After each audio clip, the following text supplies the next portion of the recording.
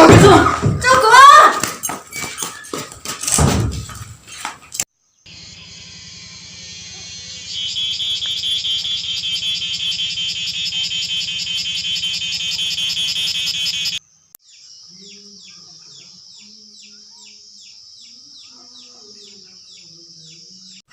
Nhau, chị rồi tại đi cho trái đất bên này nó chả ta kín này có gì chỉ xin năng này có gì chỉ sáu liền thế ví dụ phải sáu là can rồi chứ để trái này giống ba một sáu là cao giờ mà nhá em đi chỉ tao lúc trời đi rồi chỉ tao đi à tao chỉ tao đi à cái túi nữa chè ta tại này mua mò ta đi sẽ chè tao chỉ tao lo đi nha ấy ta kỹ năng sẽ lo đúng chỗ mỗi chuyện tên này tôi nói chè chỗ trong lo chè hồi gắn trong ba đứa lớn thế hai có nhau chế nó lo với chính nhau đi rồi bạn qua số là cá đến đó nó lo với chính nhau chế đi nó tới chẳng chịu lấy đi theo nhau đã chuyên chơi mở cho em nó em cậu em ví dụ bài tập teo em cũng mua nó có gì xe có gì buộc hai mươi triệu có gì có buộc 29 à em có buộc tàu à Cái nhà sát con tao nhá nhưng mà chứ nhớ lên đó chê nó có muốn chỉ tàu chê có chỉ bữa ấy thì xếp ra chê nhau tôi có lấy mỏ đồ thì chui thì sợ là hay mỏ con đâu để nhau mua thằng té rồi anh đi nếu giờ cứ thấy mà anh xếp cũng là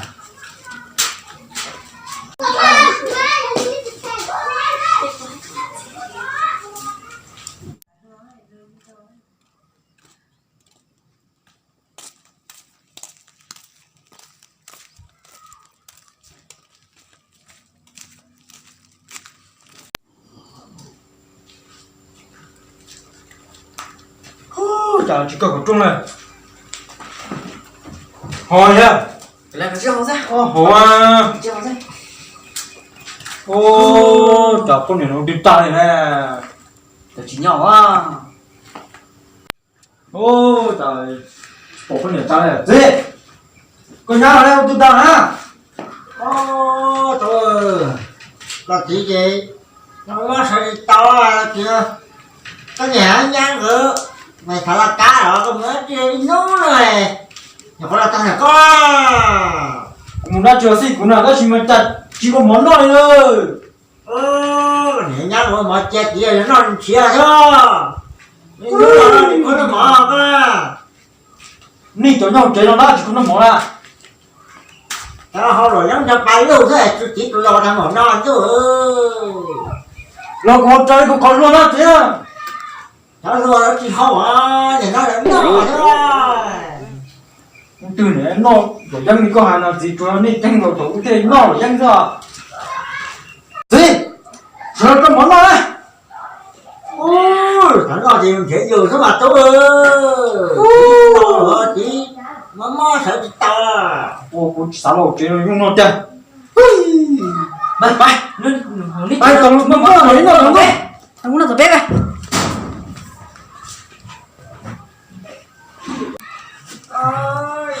ôi đẹp chú này cha ôi dù to trời ơi liệt tâm bộ thế là nó rồi chỉ từ lâu này mà nói chúng ta tao xe này từ lần tay nó tầm chúng ta chết kia luôn cái chú nào mà tôi ra tôi nhát cho là chẳng hai à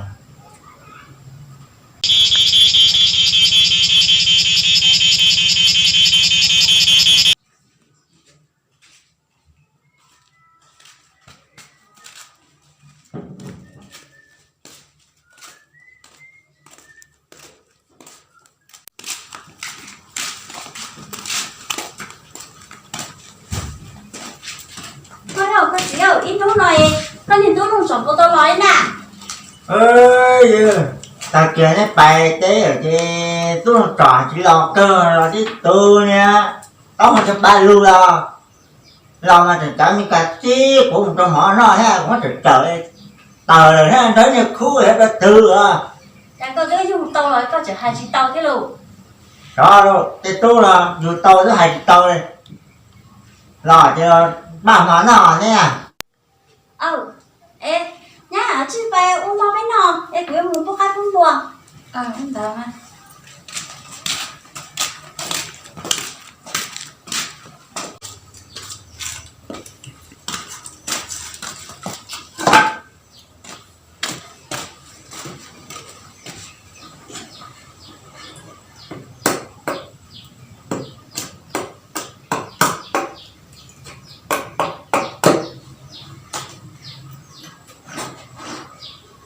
ta chỉ có lúng tay nè rồi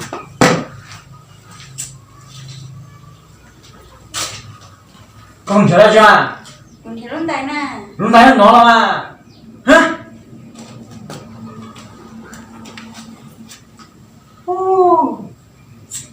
in không tận rồi cái số nó rồi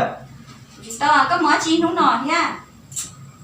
cùng nó chỉ là cú xì của nó để phân nông cái con đừng nói chứ một món chuột của chất ba nữa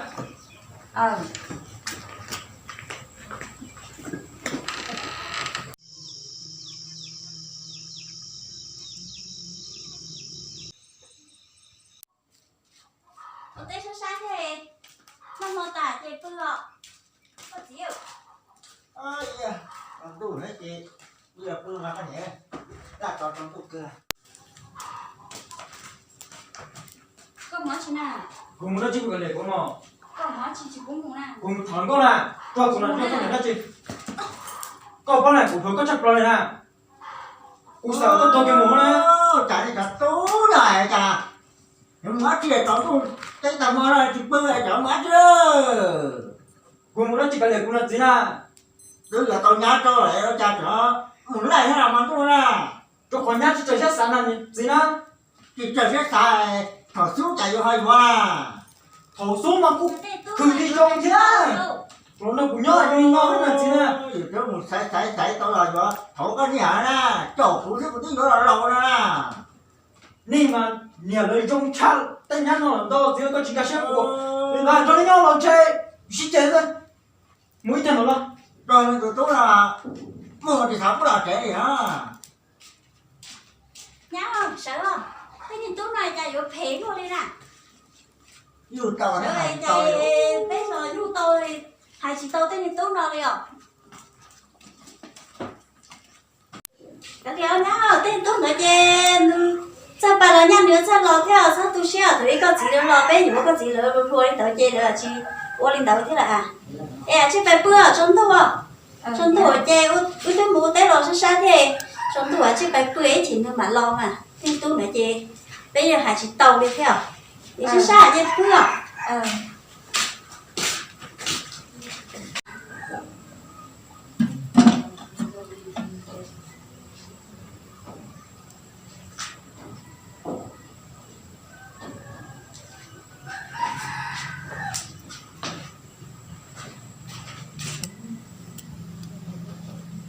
Linh đi ở chè kẹo một tu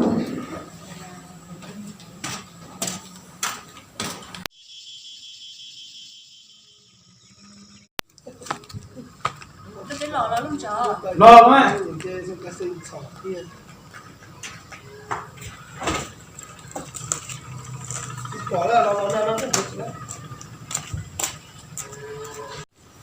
đúng không trời luôn không thì nó thua nâng rồi không chờ tôi tên lò chè con ba lại mua cái teo đây là bác phá thế con thật cũng lắm đây ta trên này chỉ một cái gì tao đó cha ít khó còn tao cũng có gì nhưng mà đó chỉ mà đây bác phá bé ở bên thằng xe bên đó chỉ tao nè tên là đi cuốn này nó có lụt thua này sao cuốn này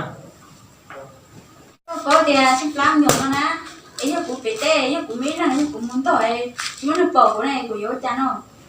tụi mình nhớ con để của tôi cho nè cũng nên nó mua ha cho nó có đánh con cho con tôi nè tay mình nhớ con đi chiều của tôi nè chỉ có lý sơ mà có sơ hay có chẳng thì mình nhiều tôi sẽ nè to cũng nè có tiền lên là tên là đi cuốn này là có một chỉ băm nhớ có cho mua là có có tụi này thế nè chỉ là có tôi sẽ mà chỉ có tôi nó thứ tôi nè nó gì hay chúng ta chơi đi lại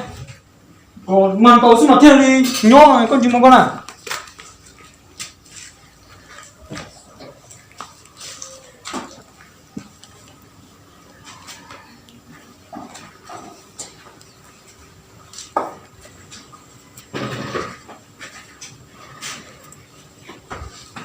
rồi nó cái này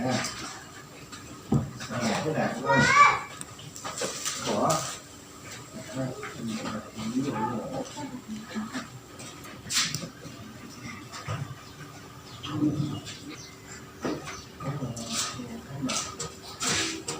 nó kho chua ta nữa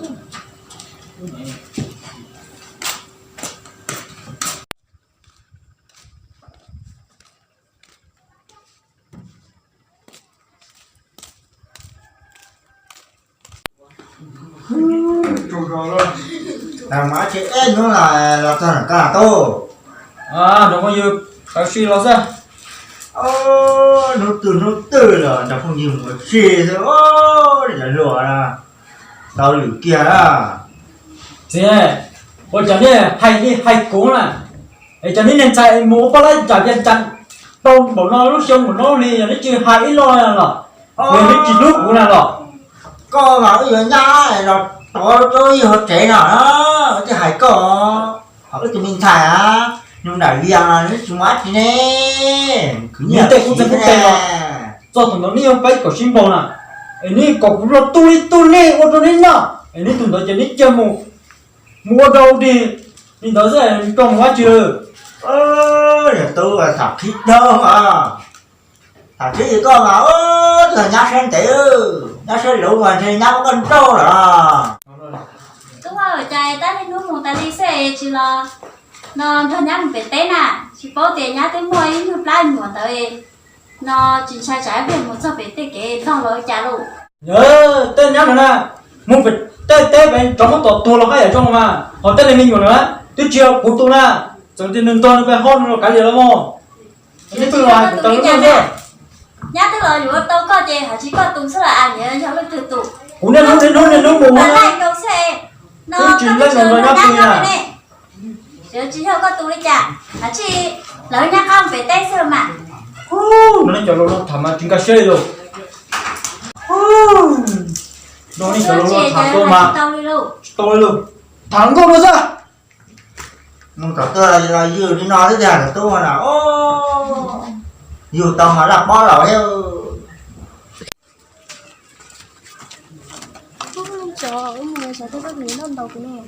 son trai á những lốp nhông của nó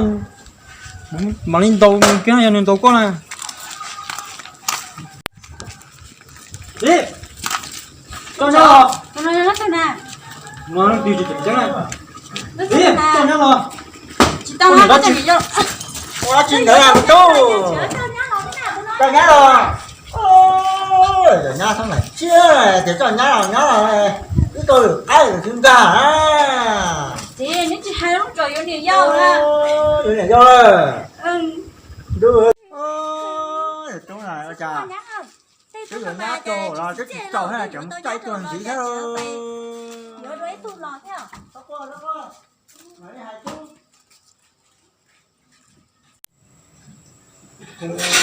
trên nó có chạy ôi chà Trời giờ thì nó này do nó sẽ chơi của sẽ xin để nhau đi không? ai có cổ chăn nói nữa nè Sao có mong có thể lon trâu à? nên luôn đó đâu cũng đi sẵn trong thế à tức là mình sẽ kia lại cho vô chăn thế này kia mua đi thế Nhưng lý có cô mong tàu thì mong sẽ tệ tở cái sức mồ đi đó mà giờ chơi trong sở thì cũng mà lấy món giá tệ tầng cái Nhưng đỡ mà chỉ đó là ngon theo đi sổ xe Nhưng giờ có chịu đỡ gì của xin nó có nhỏ đi nào đi đó mà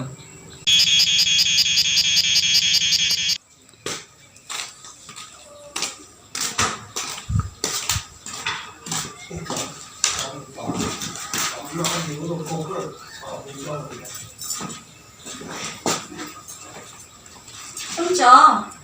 hả rồi nó có thấy có trang cũng móc lá đi không còn những gì cũng càng sao nhớ móc lá tiếng móc lá cái này móc cái tiền hò có được trà lên thôi móc cái tiền hò thế có đủ cho tung càng này chung mó xưa à Nè chị nè. Rồi sao có nè. Nè. Chị nhá là sao Nè, có. ngốc là. Ô, chị Nát đà sao mà nhớ. Ô, đúng rồi, giờ chị đa cho nè. Chị đứng thế nào chị nhắc sao chạy không? Luôn trời, nhá mà bắt tao một này cái chị sẽ nhá đi nào cái này. Một to, có chỉ một con à. Muốn đào yên ở bên lưng nó sẽ con nữa, nhưng mà chỉ là mình thuộc bồi à. Cái chị có thể nhá bắt tao một này cái tụi chị bao chị bỏ cái này giờ cái tụi nó nữa cái này cái chị có thể nhá cái là sao ta xin nào không? Mà chị chút nó bắt cái này nhá ta xin nào. Chăm điểm đi, chăm chút đi con này. Nó chỗ đầu cái giá tổng xem. Chỉ một con nữa. Con như con này con à, có con không này, chỉ có con nữa. Đây, rồi hắn thôi đi ạ. Đây là dùng thế luôn đi em. Nó cái thân rồi nè. Tôi dùng thầy rồi. Đúng rồi, ôi chỉ có con đây rồi. Đúng rồi, chắc phải dùng thế luôn nè. Dạ, nhưng chỗ đó chị nó có thể chị nhớ theo mùa theo nhỉ. Đúng mà. Thế rồi chạy hay là theo. Thì từ tao nhảy rồi chị nên cả chị lúc lúc ấy mua nó. Chứ không muốn nhá cái tiêu nó ra. Cái leo nhỉ. Theo chị nhớ. Lúc nào nó chơi con nào, chỉ một to. Chứ cứ đây nhỉ, cứ này không muốn. Ô không là nó bé thì là sao sẽ cái chỉ muốn nhắn câu kia mà nhá. Ô kia thì nói cái tao tụi nó là tại có lúc nhảy cơ mà. Cái sáng Nhảy nấu rồi mà, nhảy nấu tới chỉ trong à, cái món cho nè. cái bữa thì nó chừng mấy tao một nó thế thì bọn nó tao để tao chính cái này các bác này. Lúc chỉ tàu là lúc năng nè, thế cũng gì thế cũng nhận cái chỉ san nó cũng nhớ cũng cái nó có nhớ. Nhưng cái cũng nhớ lúc chỉ tàu nè. Như hai tên này chính cái lúc nó chơi thôi à, chơi muốn thằng cho nó cú ấy. Có cũng chưa một tàu này con nè. Ý tuần giải sẽ kiểu làm rồi tuần chỉ chẳng là cái cũng thành cũng thế vậy à. Cái cái chuyện lúc nhảy rồi nè, cái đấy nó mồm cao thế nè. Giờ cũng nhận cái nó cũng nhớ tao cũng nhớ. Nó cũng nhớ tao nó cũng nhớ là. Nó cũng nhớ chơi thôi à nó cú thế nè, cái tụi nó cái sao hay nè, nó tự chơi. Có cũng một tiền một trăm đó là cả chiếc mùng này mẹ. Cả chiếc một cái ăn đặc biệt con như một con này. Nhưng nó tự nãy là nó chỉ lúc này cái chơi cú có to kia nó cũng chứ mà. Nếu con nào cũng mua chế đó. Có một tô có chuyện tôi dùng nữa.